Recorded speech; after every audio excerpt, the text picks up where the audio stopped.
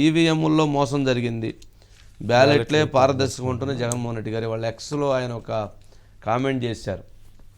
న్యాయం న్యాయం అందరికీ జరగాలి, అందరికీ జరిగినట్టుగా కనపడాలి. బ్యాలెట్ ఎక్కడైతే ప్రపంచ దేశాల్లో అన్నిట్లో కూడా ఎక్కువగా బ్యాలెట్స్ ఉపయోగిస్తున్నారు, అందుకని బ్యాలెట్స్ని కంటిన్యూ చేయండి, ఈవీఎం మిషన్ల మీద నమ్మకం లేదన్నారు. దానికి సరే అటు పల్లా శ్రీనివాసరావు గారు కొత్త అధ్యక్షుడు, అట్లాగే సోమిరెడ్డి చంద్రమోహన్ రెడ్డి గారు చాలామంది రెస్పాండ్ అయినట్టున్నారు.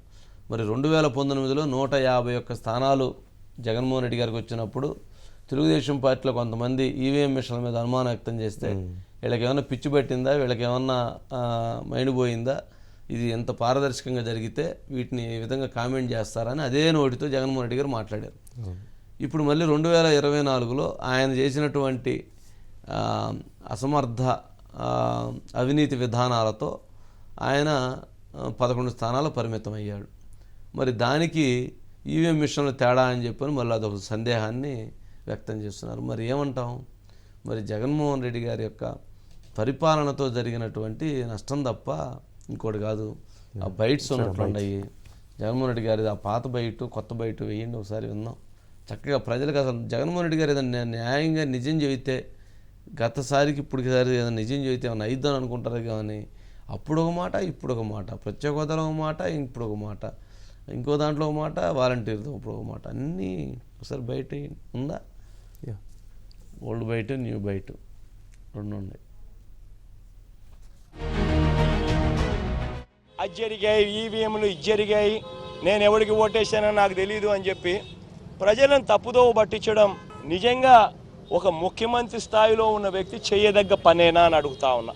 ఇదే పెద్ద మంచి చంద్రబాబు నాయుడు 2014లో గెలిచింది ఈవీఎంలతో కాదా?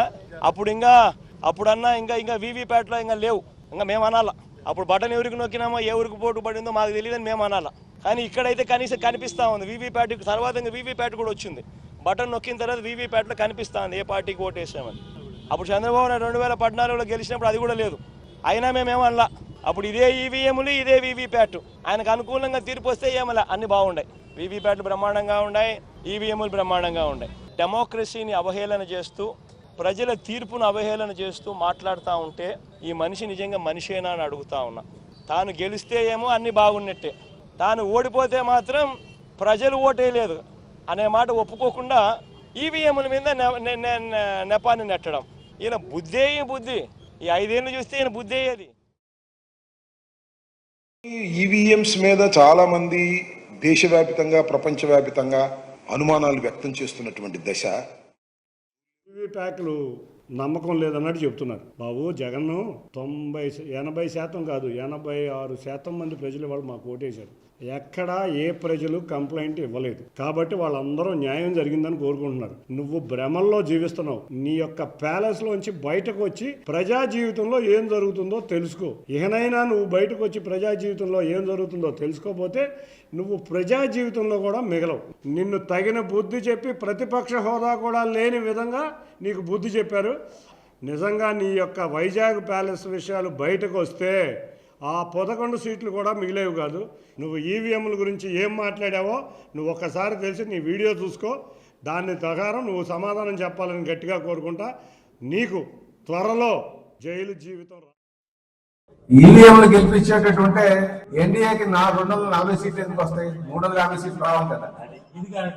ఎన్డీఏకి 350 సీట్లు రావాలి కదా, 240 సీట్లు ఎందుకు వస్తాయి? జగన్ గారు పరిణితి లేనటువంటి నాయకుడు, పరిణితి లేదు.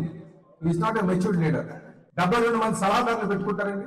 పరిణితి ఉన్నవాడైతే ఎలక్షన్ కోసం ప్రజలు తిరిగి ఎలక్షన్ వచ్చి గెలిచిన తర్వాత ఇంట్లో కూర్చుంటాడా? అసలు ఇవన్నీ జగన్మోహన్ రెడ్డి గారు చెప్పిన బయటే చాలా క్లియర్గా చెప్పాడు. అసలు ఆయన ఇప్పుడు ఆయన్ని తిట్టుకున్నాడు. ఆయనే తిట్టుకున్నాడు. చంద్రబాబు నాయుడు గారిని మోసకరం. మరి ఇప్పుడు ఆయన చెప్పింది ఏంటి? మరి ఆయనే వీవీప్యాట్లు ఇంతకుముందు వీవీప్యాట్ మిషన్ లేదు, వీవీప్యాట్లో స్లిప్ వస్తుంది, మరి ఇంకేం కావాలన్నాడు. అంటే మోసకారు అన్నాడు, అవి అబద్ధాల కూర అన్నాడు. మొత్తం ఇప్పుడు మరి జగన్మోహన్ రెడ్డి గారికి ఆ మాటలన్నీ వర్తించినాయి. ఆయనే తిట్టుకున్నాడు. నేనేమంటానంటే జగన్మోహన్ రెడ్డి గారు గతంలో మాట్లాడిన బైట్స్ ఏదైతే ఉన్నాయో వాటికి సంబంధించినటువంటి స్టేట్మెంట్స్ని చూసుకొని ఇప్పుడు మాట్లాడేటువంటి దానికి అనుగుణంగా పద్ధతిగా మాట్లాడారు.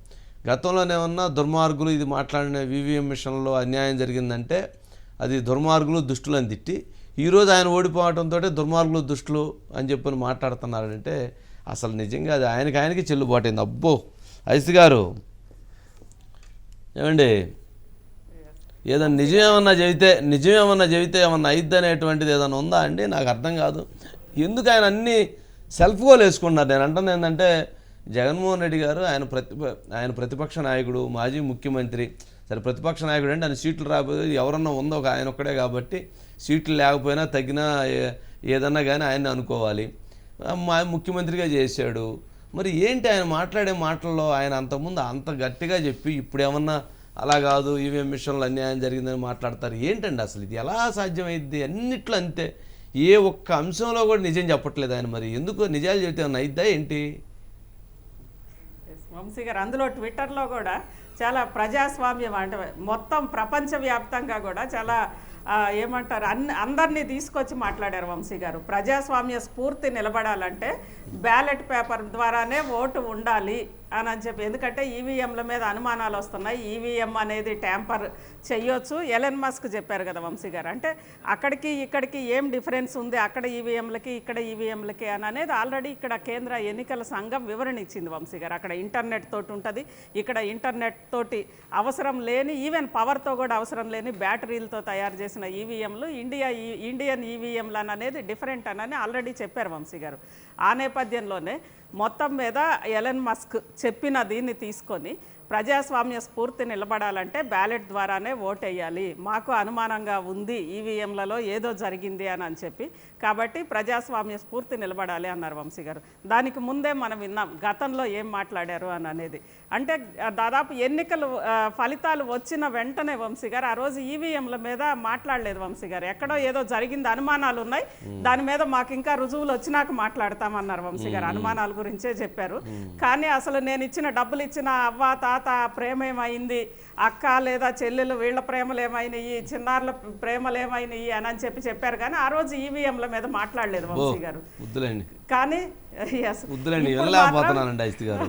1కి 2, 2కి 4, 4కి 8, 8కి 16 ఇటు చెబుతా పోతుంటే